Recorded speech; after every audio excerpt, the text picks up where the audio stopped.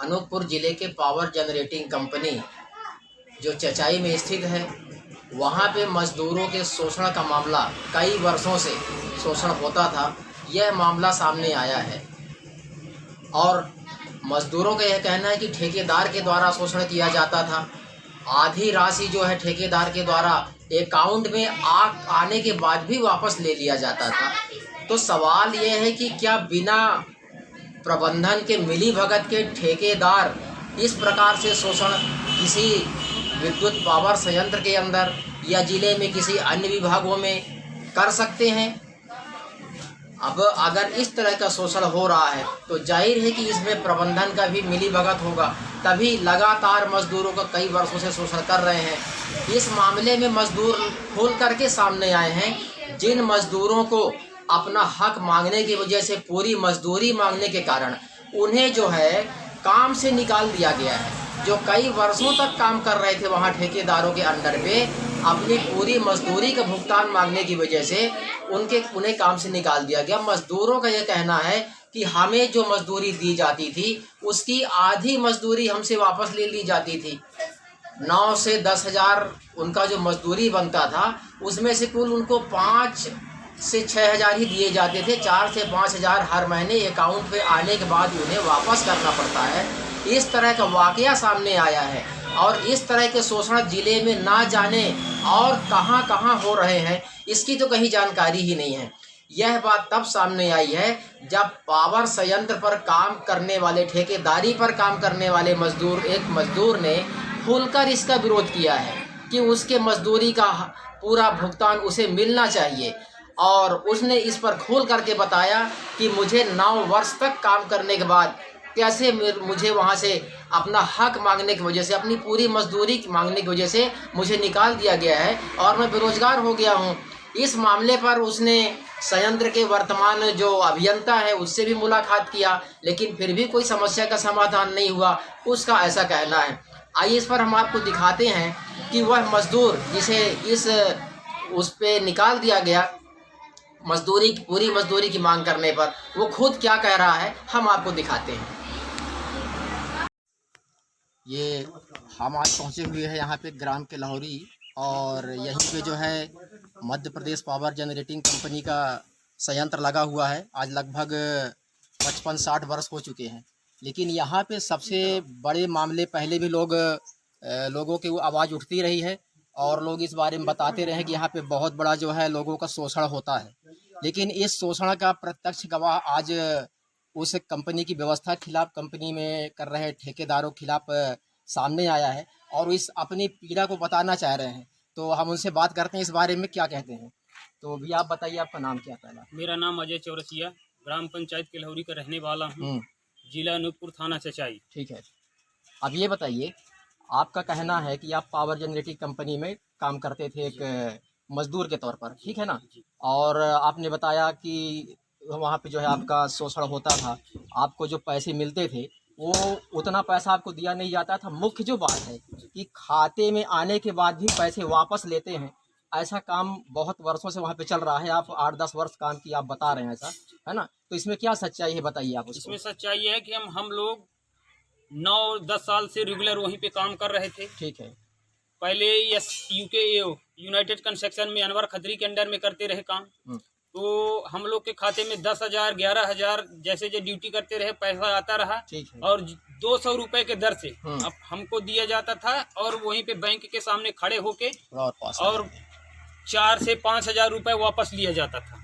अच्छा। और विरोध करने पे तो जो वहाँ के अधिकारी हैं तो वो हमको यही सलाह देने आते थे कि यहाँ का काम छोड़ो और पहले जाके ठेकेदार का हिसाब करो, तब कल से ड्यूटी में आना। नहीं, आप जो कह रहे हैं कि आप काम करते थे तो आपके खाते में पूरा पैसा आता था, लेकिन खाते से जबकि डिजिटल इंडिया की बात चल रहा है और इसे सरकार ये मानती है कि आपको खाते में पैसे मिल रहा है, यानी कोई बीच में भ्रष्टाचार नहीं हो रहा है, लेकिन आप इस बात को सिद्ध कर रहे हैं कि इस डिजिटल इंडिया में और ऑन अकाउंट भुगतान के बाद भी पूरे प्रदेश में और पूरे देश में इस तरीके से भ्रष्टाचार चल रहा है और लोगों का शोषण मतलब हो रहा है। आपके खाते में 10,000 आते थे आपके मजदूरी के, लेकिन आपको 5,000 6,000 ही हाथ लगता था।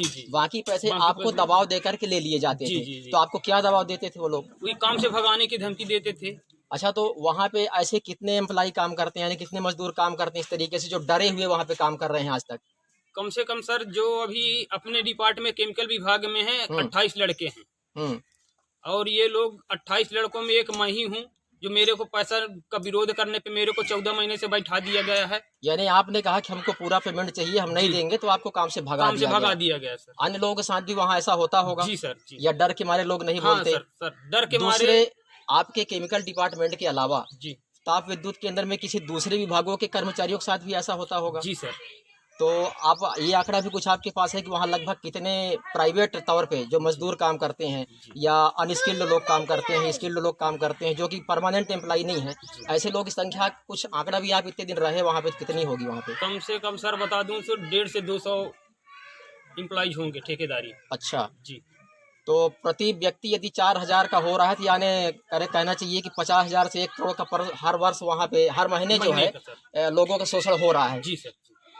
चलिए ठीक है, आपने अपनी कभी इस पे आपने शिकायत किया कहीं? शिकायत किया सर, बहुत जगह यहाँ चीफ इंजीनियर को किया शिकायत, एडिशनल सी को किया शिकायत, कलेक्टर महोदय के पास भी गया शिकायत लेके, कोई सुनवाई नहीं। कोई रिसीव उसकी आपके पास है? हाँ सर मेरे पास है रिसीव। कभी आप दोबारा गए, जैसे कलेक्टर को आपने शिकायत की, कभी आपने दोबारा अपनी बात रखी कि हमको ये समस्या था प्रबंधन से, इस तरह से हमने प्रताड़ित हुआ और भी लोगों का शोषण हो रहा है, आपने ये भी बताया, तो कभी प्रशासन ने इस पर कदम उठाया कि आपकी शिकायत के बाद, या नहीं उठाया तो आप कभी दोबारा गए उनको रिमाइंडर कराने के लिए? जी सर, मैं अनूपपुर गया था कलेक्ट्रेट विभाग में। ठीक है। तो वहाँ पे जो मैडम बैठती हैं उनसे मैं कहा कि मैडम मैं 6 महीना बीतने लगा, मेरा भी कोई एक्शन नहीं लिया गया, मेरे भी बाल बच्चे हैं, मैं गरीब हूँ।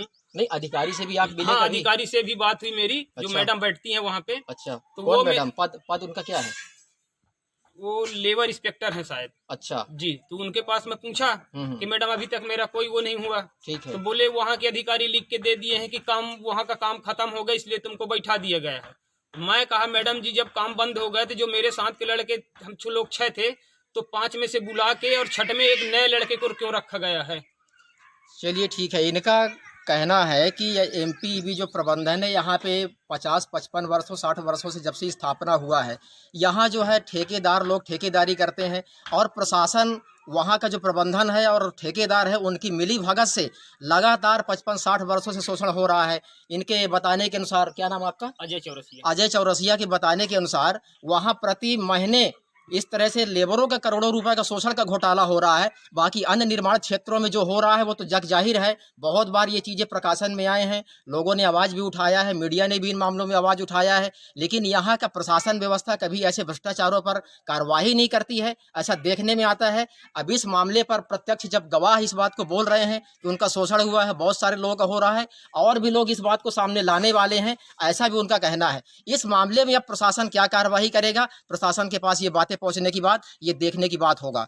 इस मामले पर जो है कार्रवाई होना चाहिए और क्षेत्र के लोगों का शोषण बंद होना चाहिए, ऐसा लोगों की मांग है। यहाँ और बहुत सारे लोग बैठे हुए हैं इनके समर्थन में, यहाँ और भी लोग आए हुए हैं जो चाहते हैं कि इन मामलों पर कार्रवाई हो। हम इस ग्राम के लाहौरी में हैं, मतलब ये किसी एक चौरसिया ये लड़के का मैटर नहीं है। यहाँ पे इनका कहना है कि सभी लोग यहाँ पे उपस्थित है, सब लोग चाहते हैं कि इस प्रबंधन में ऐसी कार्रवाइयाँ, प्रबंधन जो है गांव के बहुत सारी समस्या है जो उसकी रिस्पॉन्सिबिलिटी होता है सामाजिक क्षेत्र में काम करने का, संवैधानिक और प्रशासनिक नियमों के अनुसार, उसको भी वो जिम्मेदारी से पूरा नहीं कर रहा है। ये भी लोगों का आरोप है, लेकिन ये बड़ा मुद्दा है जो कि लगातार मजदूरों के यहाँ पर शोषण होता आया है।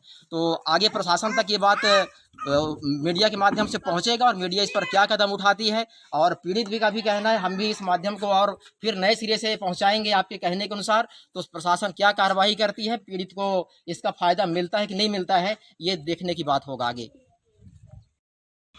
विद्युत पावर संयंत्र के अंदर इस प्रकार से मजदूरों का हो रहे शोषण के मामले में वहाँ के डिपार्टमेंटल इंजीनियर सारिका जी को हमने फ़ोन किया तो उन्होंने यह मामला सुनते ही फ़ोन डिस्कनेक्ट कर दिया और ना फिर उन्होंने फ़ोन उठाना उचित समझा।